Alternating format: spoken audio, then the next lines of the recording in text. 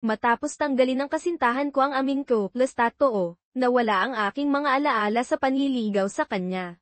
Isang batang magelong lalaki mula sa kumpanya ng aking kasintahan ang nagpadala sa akin ng isang video. Sa radio, tinatanggal ni Ina ang tato ng pangalan ko sa kanyang dibdib. Dahil sa sakit, napaluha siya. Paano kung huwag na nating tanggalin? Tanong ng batang modelo na may ngiti. Umiling si Ina. Desidido ang kanyang boses. Hindi pwede. Kailangang tanggalin, gaano man kasakit. Hindi ko pwedeng hayaan ang mga tao na isiping nakatali ako kay Ian habang buhay. Bata pa ako, kailangan kong subukan ang ibang mga lalaki. Tumawa siya bilang tugon, kung gayon, salay magtagumpay ka. Hindi alam ni Ina na ako ay isang mananakop mula sa ibang mundo, na may misyon na makuha ang kanyang loob. Matapos makumpleto ang misyon, upang manatili sa kanyang tabi, isinara ng sistema ang aking mga alaala ng pananakop sa loob ng tattoo sa kanyang dibdib. Na yung tinanggal na niya ito, sa loob ng 72 oras, tuluyan ko na siyang makakalimutan. Pag uwi ni Ina, nakikipad, shot ako sa isang mamimili sa isang second hand website. Lumapit siya mula sa likuran, ipinulupot ang kanyang mga braso sa aking leeg, at ibinulong sa aking taina, yan, ano nang tinitingnan mo ng seryoso? Nang makita ang mga detalye ng transaksyon sa screen, nagtanong siya, may ibelibenta ka ba? Naramdaman ko ang kanyang kuryosidad, kaya pinatay ko ang aking telepono at narahang sinabi. Mga hindi importanteng bagay lang. Nang marinig ito, hindi na siya nagtanong pa. Tumayo siya. Inat, as sinabing, oo nga pala. Nahal, magluto ka ng magaan na pagkain ngayong gabi, at huwag nang maglalagay ng siling. Nagkunwari, akong walang alang. Kakit. Nakala ko ba hindi ka mabubuhay ng walang anghaw?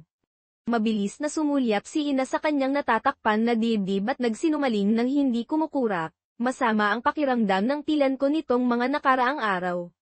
Kailangan kong kumain ng magaan. Tiningnan ko siya.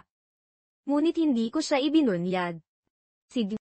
Nang gabing iyon, ipinagluto ko siya ng lugaw na may atsara, ang pagkaing madalas naming kainin noong kami mahirap pa. Noon, kumakain si Ina na puno ng kaligayahan ang mukha, na sinasabi, niyan, kahit mga ligaw na gulay ay napapasalap mo, kakainin ko ito habang buhay at hindi magsasawang. Tinatamis ng pag-ibig ang lahat. Nahirap ang buhay noon. Ngunit kami tunay na masaya.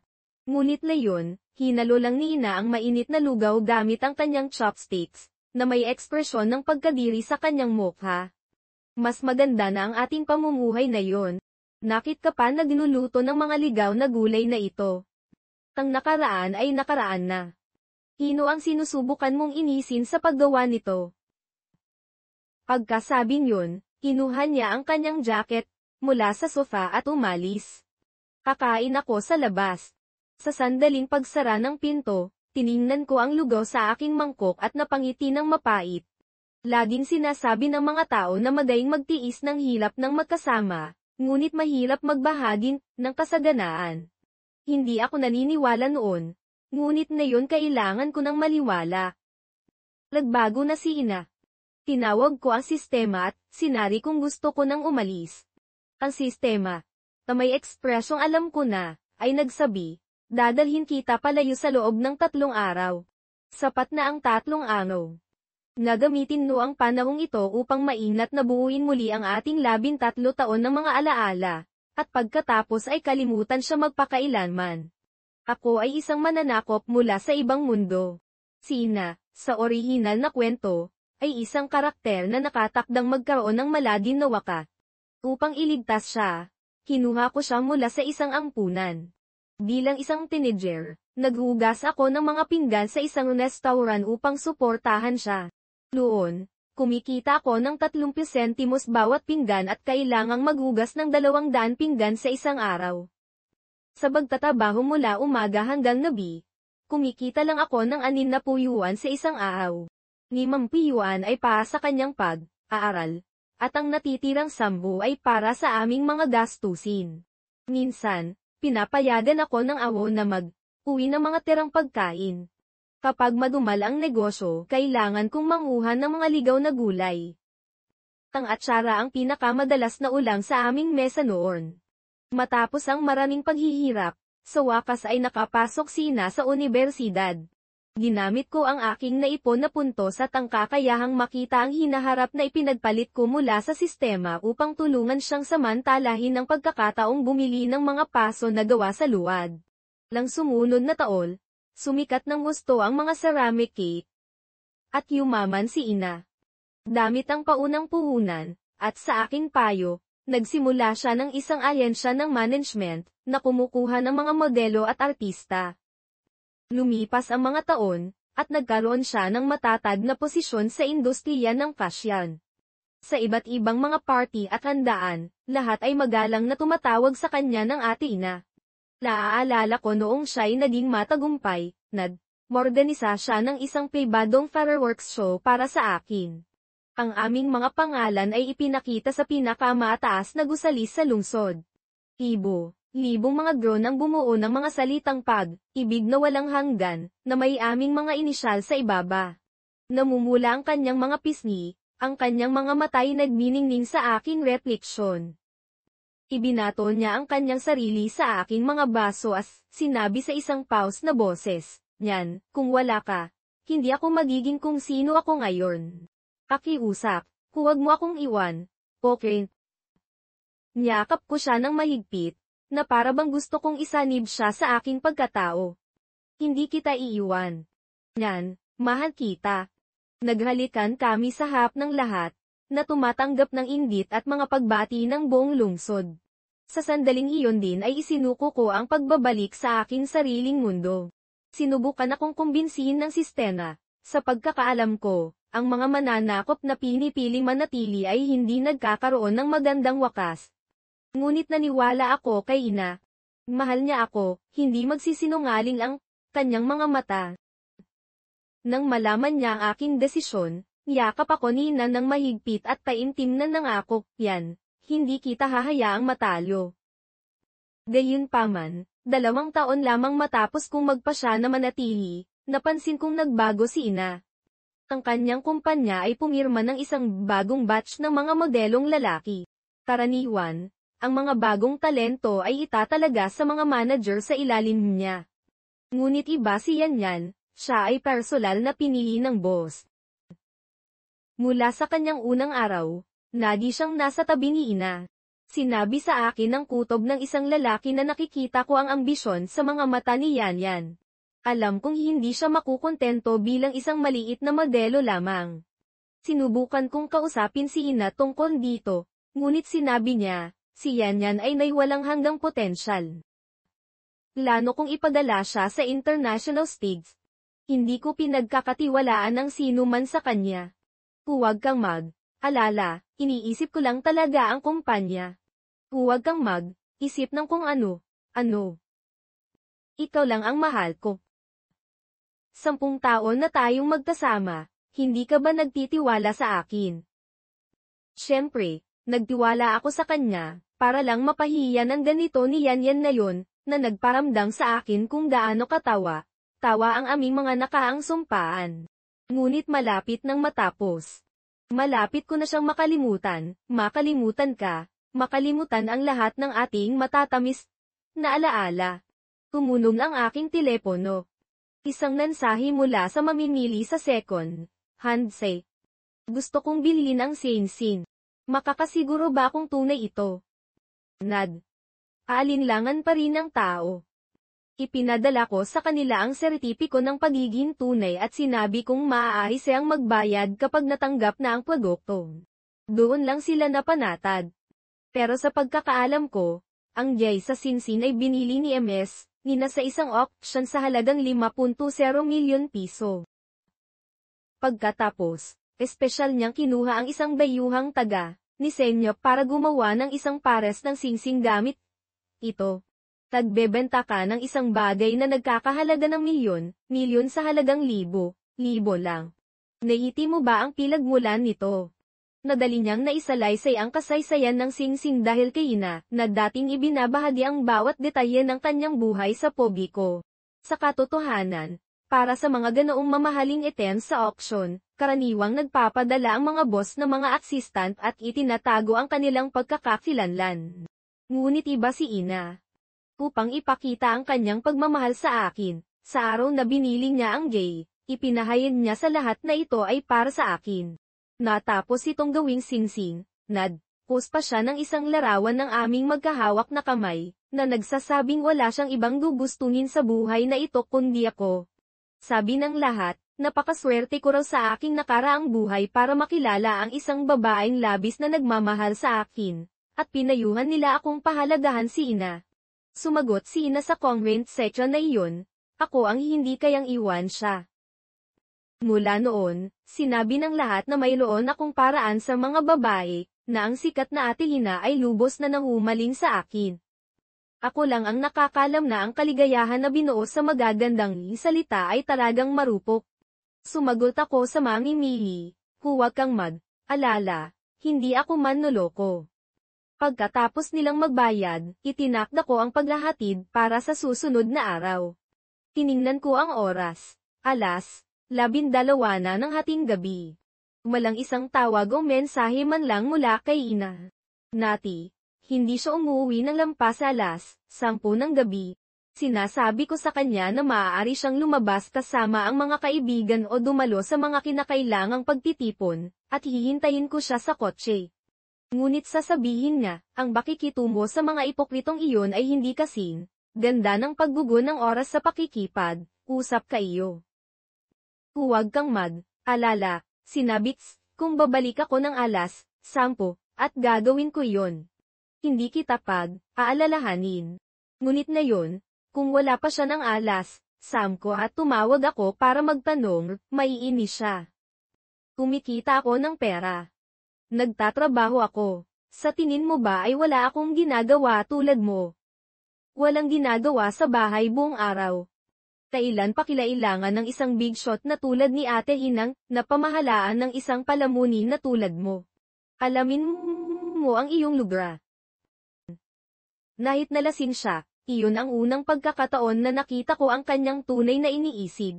Pagkatapos ng insidenteng iyon, dahil sa pakiramdam na nagkamali siya ng sinabi, binilhan niya ako ng maraming bagay para humingi ng tawad, na sinasabing hindi niya sinakaga.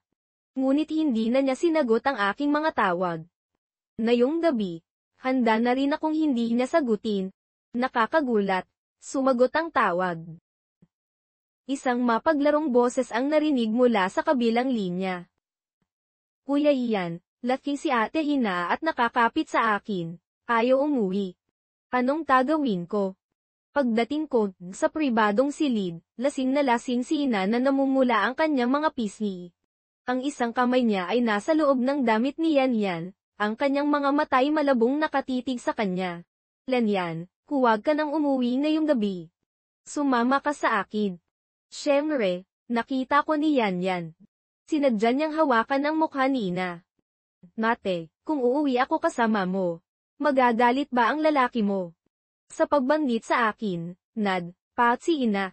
Paano siya maikukumpara sa iyo? Bata ka, guwapo, at may kakayahan.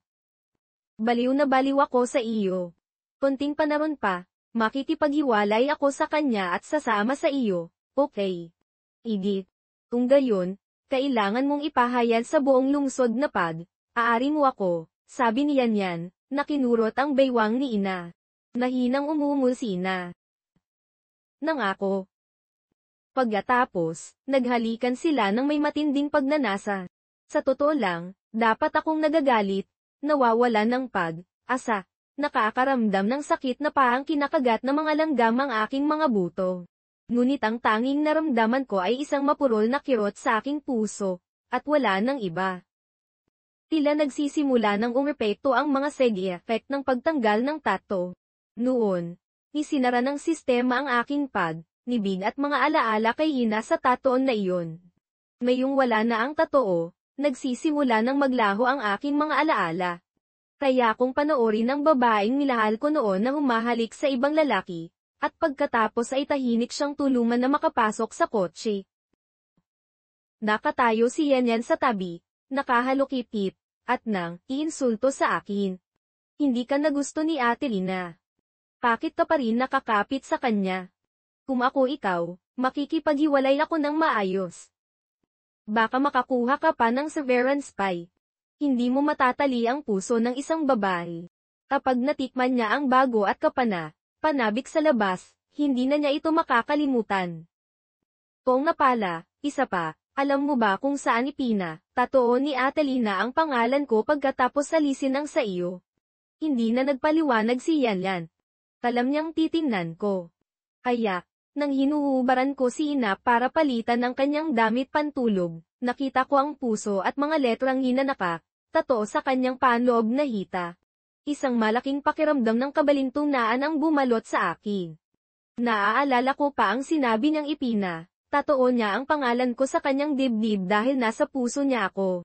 Kaya ano ang ibig sabihin ng tatoo sa kanyang panloob na hita ngayon? Hindi ko na nagawang mag-isip ng malalim. Hinayos ko na lang siya sa master bedroom at ginugol ang isang gabing walang tulog sa guest room. Kinabukasan, nagising si Ina mula sa kanyang hangover. Nang makita niyang nasa kwarto siya at napalitan na ang kanyang damit, namutila ang kanyang mukha. Paglabas niya, nakita niya akong nagpapaalis lang sa isang delivery man. Nad, aalangan siyang nagtanong, ikaw ba ang Nad, uwi sa akin sa gabi? Tumango ako. Oo. Kung gayon, may iba pa bang kasama bukod sa iyo? Niningnan ko ang kanyang nagkasalang ekspresyon at sinabi ang totoo, nandoon din si Yan. Tumibok ng malakas ang puso ni Ina. Hindi niya alam kung maano ko siya natatpuan o kung ano ang nakita ko. Nagawa niya lang na ikagat ang kanyang mga labi at magpaliwanag. Nasa labas ako para maghapunan sa gabi at nagtataong nakita ko siya, kaya kumain kami ng magkasama. Hindi ka naman galit, di bang? Nagpatuloy ako sa pag-aayos. Hindi. Kaya lang. Natigilan si Ina. Kaya lang ano? Dahil tinanggal mo na ang tatoo, hindi ka dapat uminom, para maiwasan ang impeksyon. Nakailan ng maluwag si Ina. Sa totoo lang, tinanggal ko lang ang tatoo dahil hindi maganda tingnan sa mga backless evening down. Alam mo namang nakikipag-ugnayan ako sa mga politikong ngayon, at hindi magandang makita nilang may tattoo ako. Huwag kang mag-isip ng kung ano. Hindi ako iisip ng kung ano. Walang pagbabago ang tono ko. Nakuha ni Ina ang sagot na gusto niya ngunit hindi siya makaramdam ng saya. Naramdaman niyang kakaiba ang reaksyon ko. Nagpa siyang magpa-tune at suyuin ako. Sigil, kasalanan ko kahapon. Paano kung manood tayo ng lumabas na ang satel ng paborito mong pelikula. Sasamahan kita, okay? Mabuti na lang at naaalala pa niya. Pumayal ako. Ngunit pagkatapos namin check ang aming mga tiket, narinig kong bumulong ang ticket inspector. Hindi ba't book lang si Ate Lina ng buong sinehan para panoorin ito kahapon. Bakit siya nandito ulit ngayon? Pagkatapos, nang makita ako, agad siyang tumahimik. Hindi niya kailangang sabihin. Nalam ko kung sino ang kasama niyang nanood kahapon. Sa loob ng sinehan, pinanood ko ang pelikulang 4 na taon kong hinintay, ngunit wala akong naramdaman. Hindi sa hindi maganda ang pelikula, kundi ang taong kasama kong nanood ng una 4 na taon na ang nakalipas ay mayroon ng ibang laman ang puso. Sa madilim na sinehan, tangin ang screen ng telepono ni Ina sa tabi ko ang maliwanag. Gumagamit siya ng privacy screen, kaya hindi ko makita kung ano ang type niya. Ngunit mula sa bilis ng kanyang pag-tape at sa paraan ng kanyang paglingon, naintindihan ko. Bumili si Yan ng tiket para sa parehong parabas. Nagtagal, sinabi ni Ina na kailangan niyang pumunta sa banyo. Dahan akong tumango, pagkatapos ay pinanood siyang lumabas ng sinehan. Na sinundan ng isa pang lalaki. Sinundan ko sila. Ate, nangako kang ipapakilala mo ako sa fashion editor na yon. Bakit mo sinira ang iyong pangako? Kinurot ni Ina ang kanyang pisngi. Kailangan ko muna siyang siyuin bago kita masamahan. Sige na, huwag ka nang magalit. Bibilan kita ng kotse mamaya, okay? Hindi ako kasama mo para dyan. Naintindihan ni Ina. Cover ng magaling sa susunod na quarter. Ayusin ko ang isang solo curriculum para sa iyo. Ihahanda ko rin ang mga damit ng designer para sa iyo. Doon lang nasiyahan si Yan Yan. Para magpasalamat sa iyo, ate, kailangan ko lang magsumikap pa sa kama. Habang sinasabi ito, sumulyap si Yan Yan sa direksyon ko at may ibinulong sa taina ni Ina. Isang kislap ang lumitaw sa mga mata ni Ina habang kinuha niya ang kanyang telepono at nagsimulang mag-take. Nad. Vibrate ang aking telepono.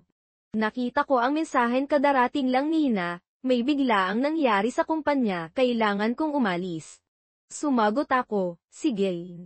Pagkatapos ay binuksan ko ang aking mga tala at tinanggal ang manood ng si. Mayroong 10 item sa kabuuan, isang plano na itinakda ko para sa aking sarili sa loob ng 3 araw na ito, na kumakatawan sa aming hindi malilimutang mga alaala sa nakalipas na 13 taon. 8 aten ang natitira. 60 oras na lang bago ko siya makalimutan. Nagpadala sa akin si Yan Yan ng isang mapanoksong napakadaling lokohin ni Ate Ina. Sinabi ko lang na bumili ako ng kwelyo, at sumama na siya ka akin. Matagatan ang kasama niya, alam mo bang talagang napakalikot niyang babae? Nadi niyang sinasabi na masyado kang stricto at boring, walang excitement. Nagpadala pa siya sa akin ng ilang malaswang larawan. Hindi ako sumagot. Lahalit, Nad, message ako kay Ina, gusto mo bang camping ngayong gabi? Alam kong hindi siya sasagot, ngunit sinunod ko ang aking plano, na nagpapadala sa kanya ng mensahe bago gawin ang bawat item. Gusto mo bang magpalipad ng saranggula? Gusto mo bang manood ng stand-up comedy show? Gusto mo bang pumunta sa amusement park? Gusto mo bang manood ng fireworks? Gusto mo bang panoorin ang paglubob ng araw? Walang sagot sa lahat ng mensahe. Ang huling item sa listahan ay ipagdiwang ang ating 13 anibersaryo ng magkasama. 10 oras na lang bago ko siya iwan. Nang araw na iyon, tagluto ako ng isang malaking handaan, umorder ng isang free third cake, at bumili ng isang bouquet ng lilies of kamali. Matapos maihanda ang lahat, mayroon pang 5 oras bago ang aking nalis. Tinawagan ko siya at tinanong kung maaari siyang umuwi ng maaga ngayon. Agad siyang pumayag, na sinasabing papunta na siya para bilhan ako ng regalo. Anibersaryo natin na yon, hindi mo makakalimutan. Ngunit 1 oras ang lumipas, pagkatapos ay 2. Nang 1 oras at kalahati na lang ang natitira bago hating gabi, nagpadalak sa akin si Yan Yan ng isang mensahe. Ito ay isang larawan ng isang kindasinkin na binili ni Ina para sa kanya. Kuya Yan, pinipilit ako ni Ate Lina na tanggapin ito. Dapat ko ba itong tanggapin o hindi? Sabi niya, regalo ito para sa aming 4 na anibersaryo. O nga pala, hindi ba't 13 anibersaryo ninyo ni Ate Ila ngayon? Kayaan mong sabihin ko sa iyo, pagkatapos ng 13 taon na walang tamang titulo, huwag ka nang umasang pakakasalan ka ni Ate Ina. Dapat ka nang umalis. Gumawa ako ng isang huling tawag kay Ina. Hindi niya sinagot. Pagkatapos, nagpadala ako ng isang file sa P-Department at sa taong namamahala sa gusali kung saan nagtapat ng ibig si Ina sa akin, na sinasabing ipakita ito ng 8 kinabukasan. Kung gusto ni Yan Yan ng isang inranne at pampobikong relasyon, tutulungan ko siya. Ang gastos ay eksaktong 50,000 yuan na nakuha ko mula sa pagbebenta ng singsing. Sa wakas, nagpadala ako ng isang huling mensahe kay Ina, maghiwalay na tayo. Natapos ang 72 oras na countdown. Lahat ng aking mga alaala kay Ina ay agad na nabura, bumalik sa 0. Nang hindi naghihintay ng kanyang sagot, inihagis ko ang aking telepono mula sa gusali. Na ganoong paraan, nagpaalam ako sa lahat ng bagay dito. Bumalik ako sa aking orihinal na mundo. Lahat ng bagay sa kabilang mundong iyon ay paang isang panaginip na hindi ko na malinaw na maalala. Nagsimula ako ng isang normal na buhan.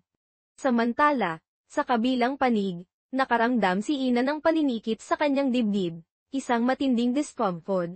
Kinuskos niya ito ng ilang beses at napansin na ang lugar kung saan tinanggal ang tattoo ay namula at masakit kapag hinawakan. Latpas na ng hating gabi, hindi nila naipagdiwang ang kanilang anibersaryo. Malaknyang umuwi pagkatapos bumili ng regalo, ngunit may hapunan si Yan kasama ang isang ubran. Nang lumabas siya, ginulo siya. Bilang kanyang lalaki, natural na hindi siya papayag na saktan ng iba ang kanyang tao. Akala niya sapat na ang sunduin lang siya, ngunit hindi niya inaasahan na iuuwi siya ni Yan. Sa hindi malamang dahilan, naghalikan sila at nauwi sa kama, naglaro ng ilang oras. Nang tingnan niya ang telepono ni Yan, alas, 12:03 na madaling araw. Hindi niya alam kung anong sumpong ni Lian nitong mga nakaraang araw, lagi siyang tinatanong kung gusto niyang lumabas. Dahil sa inis, isinilent niya ang mga mensahe nito.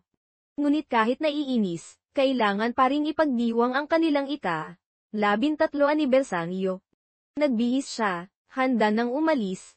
Ngunit niyakap siya ni Yan sa baywang, ayaw siyang paalisin. Tapos na rin naman ang anibersaryong. Tito ka na lang magpahinga. Pareho lang kung bukas ka ng umaga uuwi. Huwag kang alala, hindi magagalit si Kuya Yan. Kung dati, baka nanatili na nga si Ina. Ngunit ngayon, desidido siyang umuwi. Habang nagmamaneho, ginamit niya ang kanyang voice assistant para tawagan si Lian. Ilang tawag ang hindi sinagot. Tinapakan niya ang accelerator, nagmadaling umuwi. Pagpasok niya, bumungad sa kanya ang isang mesa na puno ng kanyang mga paboritong pagkain, isang malaking tea, at isang buket ng kanyang paboritong lilies of strawberry. Inamoy niya, sariwa pa ang mga bulaklak, at mainit pa ang pagkain. Siguro ay hindi na siya nahintay ni Liat, at umakyat na para matulog. Sa pag-iisip nito, nakahina siya ng maluwag. Hanggat kahanda pa ring magranda ng sorpresa si Lian para sa kanya, ibig sabihin ay mahal pa rin siya nito. At hanggat mahal siya nito, may paraan siya para ayusin ang lahat. Inilagay niya ang binili niyang relo sa hapag, kainan at umakyat para tawagin si Lian. Ngunit hinanap niya ang bawat silid at wala siya. Nagtaka siya ngunit ihim na natuwa. Kung wala si Lian sa bahay, hindi siya ang hindi sumipot sa kanilang anibersaryo. Ninlano na niya ang lahat. Kahit kailan pa bumalik si Lian, sasabihin niyang matagal na siyang naghihintay, at paghihingiin niya ito ng tawad. Ngunit hindi umuwi si Lian buong gabi. Kinaumagahan, ginising siya ng tawag mula sa kanyang assistant. Ina, tingnan ninyo ang balita. May malaking nangyari. Masurit si Ina kapag ginigising. Ninuran niya ang kanyang assistant at binuksan ang top trending topes. Number 1, Igmerp. Si Inaan ang kanyang sariling modelong lalaki. Naging katatawanan ng engnanding pag-amin. Sa pagkakita pa lang sa lenlen, namutla ang mukha ni Ina. Nanininig ang mga kamay. Tinapos niyang basahin ang balita at agad nasig sa kanyang assistant. Sinabing asikasuhin agad ng department at huwag hayaang may kumalat pa. Sumagot ang asistante, tinanggal na po ng media at peer departments, pero marami pa ring nakakita. Ina, kailangan ninyo pong pumunta sa kumpanya agad. Nagbihi si Ina. Handa nang magmadali papunta sa kumpanya, nang bigla niyang napagtanto na hindi umuwi si Lian buong gabi. Naisip niya kung nakita na ba nito ang balita. Kahit naglalaro siya sa labas, ito'y para lang sa panandaliang kasiyahan. Kapag nagsawa na siya, mananatili pa rin siya sa tabi ni Lian habang buhay. Habang papunta sa kumpanya, ilang beses niyang tilawagan si Lian, ngunit wala pa ring sumasagot. Ginamit niya na lang ang kanyang voice assistant para buksan ang kanilang chat history. Balak na sabihin huwag pumunta kahit saan, huwag tumanggap ng anumang interview, na lahat ay palinira lang. Ngunit nang buksan niya ang chat window, nakita niya ang mensaheng ipinadala ni Lian kagabi. Maghiwalay na tayo. Ang tamestang ay 11, ni Mamput Siyangte gabi. Sa madaling salita, Naghintay si Lian sa bahay para sa kanya hanggang sa huling minuto. Natakot siya. Sinubukan niya ulit siyang tawagan gamit ang voice command, ngunit hindi pa rin makakonekta. Gumawag ulit ang kanyang assistant, sila sabing napapaligiran ng mga reporter ang kumpanya. Nahaang si Yan at naiipit sa kanyang sasakyan. Samantala, ang ibang mga modelo sa kumpanya, na matagal nang hindi nasisiyahan sa paboritismo ni Ina kay Yan, ay nagsimulang mag-leak ng impormasyon nang hindi nagpapakilala. Sa dami ng mga problema, sumakit ang ulo ni Ina. Sa isang sandali ng kawalang inat, bumangga siya sa isang guardrail, at tumama ang kanyang noo sa salamin. Naospital siya. Mabilis na nalaman ng mga reporter at dinumog ang ospital, na nakagambala sa normal na operasyon nito. Dahil wala nang pagpipilian, si Ina, na may bagong benda sa ulo, ay humarap sa isang interview. Ngunit ulit niyang sinasabi, pawang chismis lamang ito. Maglalabas ako ng lawyer's letter at haharapin ng mga nagkakalat ng chismin ang nararapat na parusa. Isang reporter ang nagtanong, yes, Ina. Kung sinasabi ninyong chismis ito, maaari ninyo bang hilingin kay Ginoong Ian na lumabas at magpaliwanag? Tapakunot, no si Ina sa reporter. Si Lian ay hindi taga-industriya. Hindi siya lalabas. Kapag kakaalam ko, ang dahilan kung bakit ninyo narating ang tagumpay na yon ay dahil sa suporta ni Ginoong Lian noon. Noong nagsisimula pa lang ang inyong ahensya, si Ginoong Lian ang may mataras na mata para sa talento at nagdala sa mga nangungunang modelo ninyo ngayon, walang tigil na pagtatanong ng reporter. Kaya, ang sabihin siya ay tagalabas ay hindi tama, hindi ba? Sumang. Ayon ang iba, tama. Yes, Nina. Takot ba kayong palabasin si Ginoong Lian? Itinatago ninyo rin ba ito sa kanya? Hindi ba't hindi makatarungan ang ginagawa ninyo sa kanya? Nang ingranding amin noon ay isang biro lang ba? Sumakit muli ang sugat sa ulo ni Ila. Agad niyang pinataboy sa kanyang mga bodyguard ang mga tao. Pagkatapos, umuwi siya. Wala pa rin si Lian. Hindi pa rin matawagan ang kanyang telepono. Sa hindi malamang dahilan, sa sandaling iyon, naintindihan niya kung ano ang naramdaman ni Lian kapag hindi niya sinasagot ang mga tawag nito. Ngunit naniniwala siyang hindi siya tuluyang pababayaan ni Lian. 13 taon silang magkasama, at isinuko pa ni Lian ang pagbabalik sa kanyang mundo para sa kanya. Kailangan niya lang mapaliwanag ng maayos at malampasan ang unos na ito, titigil na siya sa paglalaro at mamumuhay ng maayos kasama nito. Ngunit sa ulit na hindi sila sagot na tawag, nainis si Ina at nagsimulang sumigaw at magmura. Biglang, dinala ng kasamahay ang isang telepono. Maang, kanina pa po tumutunog itong telepono. Sa tingin ko po ay kay Saraliw ito. Inuha ito ni Ina. Itong, ang kay Lian. Ngunit bakit ito nasa Hardin?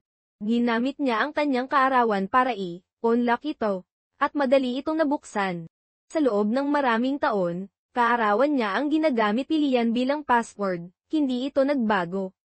Sa kabaligtaran, hindi niya matandaan kung kailan niya itinigil ang paggamit ng kaarawan nito bilang kanyang password. Mayroon pa siyang backup na telepono para hindi nito makita ang mga bagay. Malinis ang interface ng telepono. Binuksan niya ang WhatsApp at nakita ang kanyang pangalan. Ang mga huling mensahe ay mula sa kanya, mula kahapon, na hindi nito sinag. Para makahanap ng karagdagang impormasyon, binuksan niya ang bawat app at sa wakas ay nakakita ng palatandaan sa memo. Nakakita siya ng isang plano. Ang nilalaman ay ensakto sa mga ipinadala ni Lian sa kanya ilang araw na ang nakalipas, puro maliliit na bagay. Bawat item ay may check na may X sa ibabaw. Noong una, hindi niya naintindihan, hanggang sa nakita niya ang ika-10 item, ipagdiwang ang ating ika-13 anibersaryo ng magkasama. Bigla siyang natauhan. Naalala niya. Noong nagsisimula pa lang sila, nagtakda sila ng layunin na gawin ang 100 maliliit na bagay para sa mga magkakintahan. Ngunit naging abala siya, kaya pinaikli ito ni Lian sa 1 taon. Ngayong taon ang huling deadline. Kaya pala iyon ang mga ipinapadala ni Lian sa kanya. Bawat taon, inaayos niya ang lahat. Kahit hindi siya masaya, ginagawa pa rin niya ito kasama nito. Kaya ba siya nagalit dahil hindi niya ito ginawa kasama nito ngayong taon? Kung iyon lang, may asa pa siyang ayusin ang mga bagay. Hindi pa tapos ang taon, may pagkakataon pa siya. Ngunit ang huling dagok ay hindi kailanman isa lang. Biglang, may lumito na notification sa WeChat. Inuksan ito ni Ina. Galing ito sa isang hindi kilalang account. Nagpadala ang tao ng mensahe, Kuya Yan, kalat na ang balita tungkol sa amin Yames, Ina. Kung mayroon ka pang hiya, umalis ka na.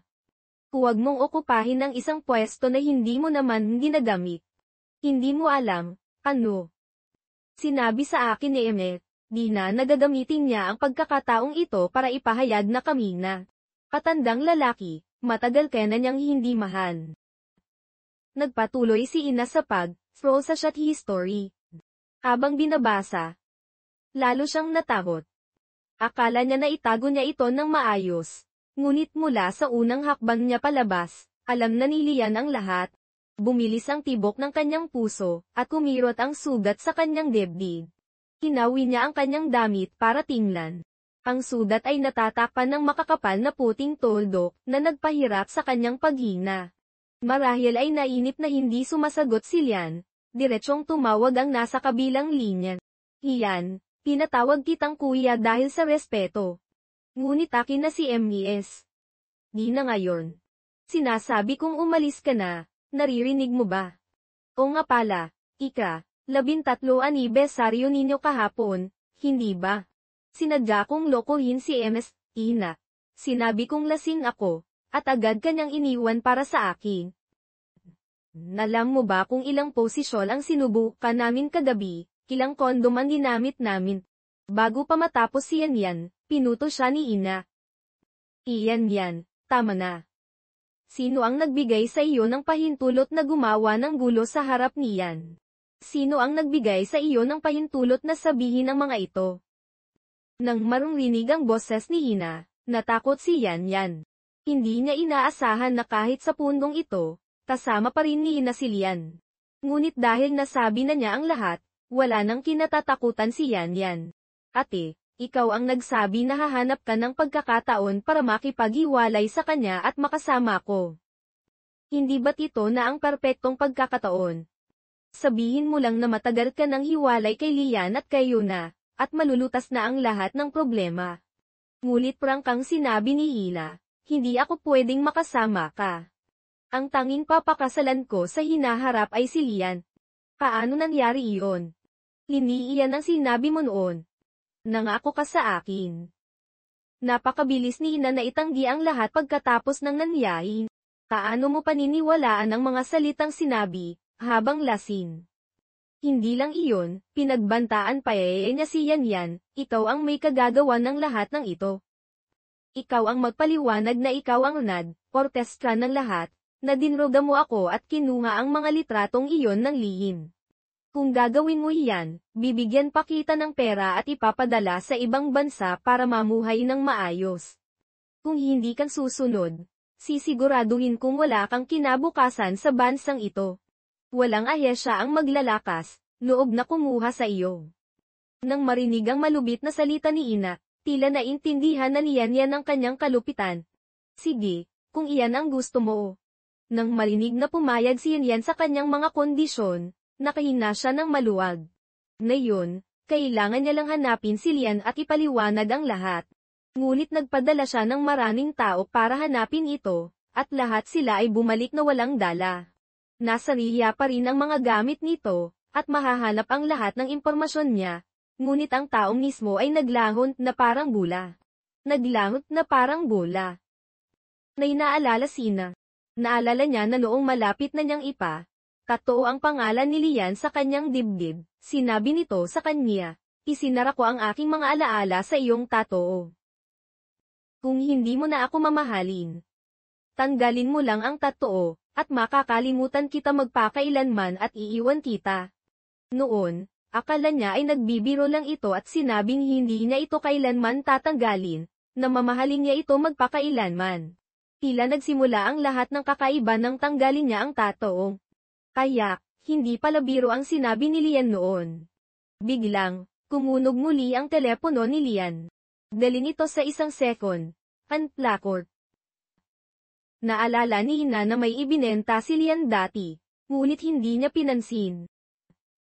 Mayon, sa pagtingin sa transaction page, napagtanto niyang ibinenta ni Lian ang engagement ring na ibinigay niya. Sa halagang 50,000 yuan lamang. Nanginginig ang mga kamay, binuksan ni Ina ang chat sa mamimili. Nang hindi tinitingnan ang sagot nito, nagpadala siya ng mensahe, magkano ang gusto mo para sa sinsing? Gusto kong bilhin uli. Ang mamimili, nakapupuri lang kay Lian bilang isang tapat na nagbebenta, ay agad na nainis. Tinanong niya kung may problema ba si Ina.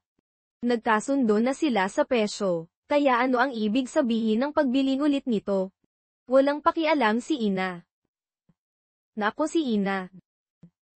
Ang kasintahan mo ang nagbenta ng sinsing na iyon. Gusto kong bilhin uli. Nagkaroon ng realisasyon ng mamimili. Kaya ito pala iyong hina mula sa cheating scandal. Hindi nakapagtataka na ibinenta ng iyong kasintahan ang sinsing. Hindi mo ito kaapat. Dapat na yung ipinakilala mo na ang iyong sarili, tiyak na hindi ko ito ibebenta sa iyo. Sa totoo lang, hindi ako kapos sa pera. Interesado lang ako dahil sumisimbolo ang sinsing ni sa katapatan. Ngunit sa pagtingin sa iyo ngayon, mas gugustungin mo pang itapon ito kaysa ibigay sa iyo. Umalis sa chat ang mamimili. Agad na sinabihan ni Ina ang kanyang assistant na hanapin ang tao sa pamamagitan ng nito. Ngunit sinabihan siya ang assistant na manood muna ng isang lens screen. Nagsimura ng lens screen si Yan 3 minuto na ang nakalipas, na may pamagat na panlilinaw sa mga chismis. Hinabi ni Ina sa kanyang assistant na huwag mag-alala, na ina ako lang ni Yan ang sisi. Nagtatondo na sila sa presyo. Halos hindi pa natatapos ang kanyang sinasabi nang marinig niyang magsalita si Yan. Totoo ang lahat ng balita online. Ang boss ng Lani Agency, si Ina, at ako ay magkasama nga. Ngunit pinilit niya akong gawin ang lahat. Kung hindi ko siya bibigyan ng kasiyahan, blacklist niya ako sa industriya. Isa lang akong ordinaryong tao na walang background, at natakot ako sa kanyang mga banta, kaya pumayag akong maging sabit niya. Na yung nabunyag na ang mga bagay. Pinagbabantaan ako ni Ina na akuin ang lahat ng sisi. Kung hindi ay gagawin niyang imposible para sa akin na mabuhay sa bansang ito. Natatakot talaga ako, at sana ay matulungan ako ng mga netizen, kung hindi ay baka maglaho na lang ako na parang bula isang araw. Ang huling 4 na salita ay traitor kay Ina. Nalit na galit siyang tape na mga insulto kay Yan, tinatanong kung bakit niya sinira ang kanyang pangako. Bakit siya nagsasalita ng walang katuturan online? Bakit siya naninima? Malinaw na siya ang takit. Ngunit walang maniniwala sa kanya. Isang resign ng mga modelo sa kanyang kumpanya, hindi takot na magbayad ng 10 milyon sa breach of contract fee. Malapit nang malugi ang kumpanya. Bakit pa kami mananatili? Isang bagong babae na tunabo ang nararapat dito. Mayroon kang napakabuting kasintahan at pinili mo pang mga liwa. Nararapat lang naiwan ka ng lahap. Bumagsak ang stock ng Lani, at boynot ang kumpanya online. Kung wala si Lian, wala siyang kakayahang iligtas ang kanyang kumpanya mula sa pagbagsak. Sa sandaling iyon, naisip niya ulit ang tattoo. Kung ang pagtanggal ng tattoo ay magpapalimot kay Lian sa kanya, kung tattoo niya ulit ito, babalik kaya siya. Nagad siyang tumakbo sa isang tattoo parlor. Ipinakita ang kanyang nagnanaknak na dibdib, at sinabi sa artist na tattoo ang pangalan ni Lian sa parehong lugar. Nakita ng artistang nakakatakot na kalagayan ng kanyang dibdib at umiling. Impeksyon na ito. Dapat kang maghintay na gumaling ang sugat. Walang pakialam si Ina. Hindi. Mas maagang bumalik sa normal, mas maagang babalik si Lian. Itinutok niya ang isang kutsilyo sa kanyang sariling lalamunan. Kung hindi mo ito gagawin, mamamatay ako sa iyong job. Napilitan, Ginawa ito ng arte. Nasakit na magpa. Totoo, ngunit sa isang bukas na sugat, ito ay sobrang sakit. Ang disinfectant na umalo sa sariwang dugo at tumulo sa kanilang dalawa. Nasusuka ang artist sa pagtingin dito. Ngunit puno ng pag-asa ang mukha ni Ina. Hanggat nakabalik na ang pangalan ni Lian, babalik siyang. Ilang oras ang lumipas, lumitaw ang pangalan, na nababalutan ng dugo. Tiningnan ni Ina ang totoo sa salamin at ngumiti ng may maputlang mga labi. Yan, bumalik na ang totoo.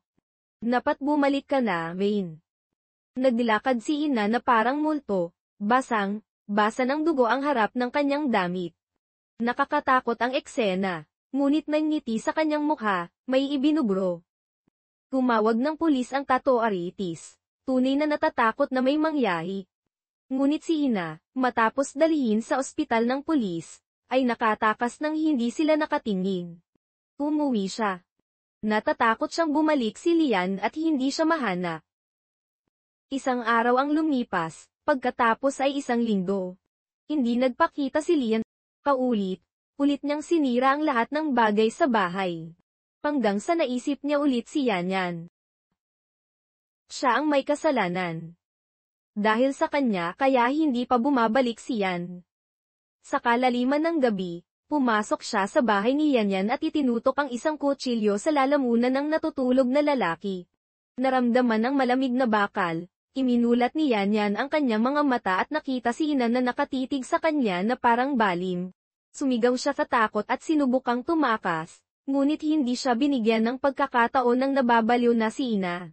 Isinaksak niya ang kutsilyo sa kanyang tiyan, at pagkatapos ay paulit-ulit, sa bawat bahagi ng kanyang katawan.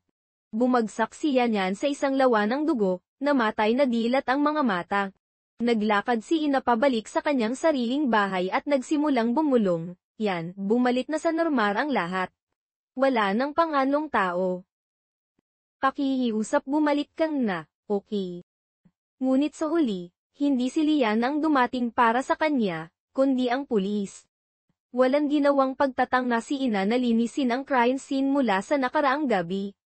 Isang mabilis na pagsisiyasat sa surveillance footage ay nagpakita na si Ina lang ang pumasok sa bahay ni Yanyan. Dahil sa matibay na ebidensya, inusasan si Ina. Ngunit nagpumiglas siya na parang baliw. Ayaw sumama. Kung aalis ako, hindi ako mahahanap niyan. Hindi ako sasama. Itinulak niya ang mga pulis at sinubukang tumakas sa bintana. Nakalimutang nasa ikatlong palapag siya. Sa sandaling pagtalon niya, malubhang nabali ang kanyang kanang binti. Dahil, sa impeksyon mula sa kanyang tattoo, nawalan siya ng malay. Ang susunod na pagkikita ko sa sistema ay 3 buwan pagkatapos. Nagdala ito ng balita na patay na si Ina. Malubha ang impeksyon sa kanyang dibdib. Tinanggihan niya ang paggamot mula sa mga doktor. Sinasabing kung gagaling ang sugat, hindi na siya babalik. Sa huli, nagnaknak ang sugat, nagkaroon siya ng virus. At namatay sa matinding sakit. Nakinig ako ng walang anumang ekspresyon. Kung tutuusin, nakalimutan ko na ang aking ibig at sama ng loob sa kanya. Nang taong nagnangalan Hina ay isang yero na lang sa akin ngayon. Sabi ng sistema, mayroon akong isa pang misyon dito. Kung matagumpay mong makukumpleto ito, mapapagaling ko ang iyong binti. Gumiling ako. Hindi, salamat. Pinili kong iligtas si Ina noon para gumaling ang aking mga binti. Ngunit hindi maganda ang naging resulta. Kahit na nabula na ang pag-ibig, totoo ang sakit mula sa panahong iyon. Ayokong maranasan ulit iyon. Maayos na ang buhay ko ngayon.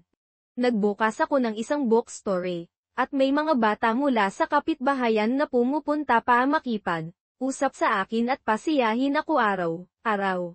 Kontento na ako sa buhay ko ngayon.